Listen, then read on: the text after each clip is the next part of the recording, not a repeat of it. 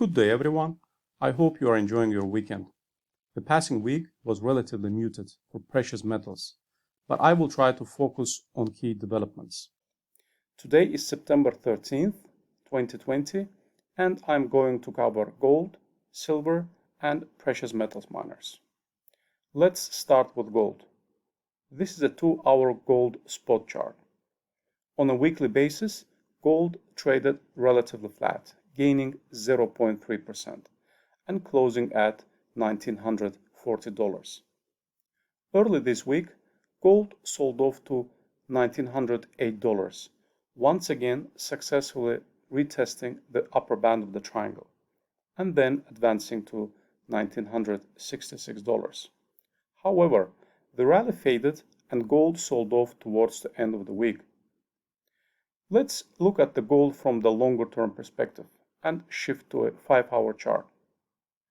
The major rising trend line has been successfully tested several times. On September 8, gold violated trend line for a brief moment, and buyers quickly stepped in to push gold back above the major support line.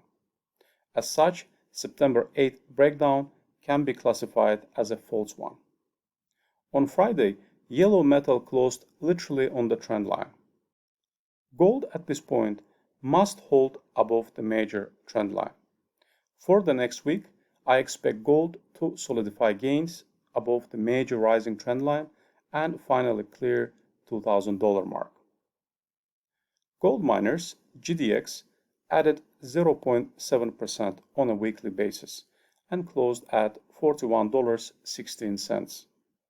On September 8, GDX technically broke the upper band of the triangle, advanced as high as $42.87, but then sold off.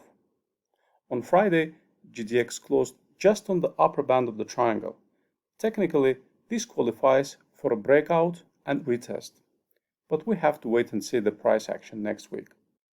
If GDX manages to hold above the upper band for 1-2 days, then that would qualify for a legitimate breakout. I expect GDX to advance to $55 during the next cycle. Moving on to silver. This is a 2-hour spot chart. The metal is up 1.4% on a weekly basis, closing at $27.29. Silver successfully tested the upper band of the triangle once again on September 8 around the apex of the triangle, selling off as low as $25.84 and then bouncing back above $27. Technically, silver looks good, and I expect it to gain momentum and continue advancing to $28-29 level next week. Silver miners, SIL, lost 1.5% despite silver gaining 1.4% on a weekly basis and continued to consolidate gains within flag-shaped formation. SIL was rejected at the upper band of the triangle and index continued to trade within flag-shaped formation. The resolution to this pattern should come most likely sometime next week, and my standing target of $70 to $75 so far remains in force. Thank you very much for listening, and I hope you enjoyed this video. Finally, please note that this video is not an investment advice and created solely for educational purposes.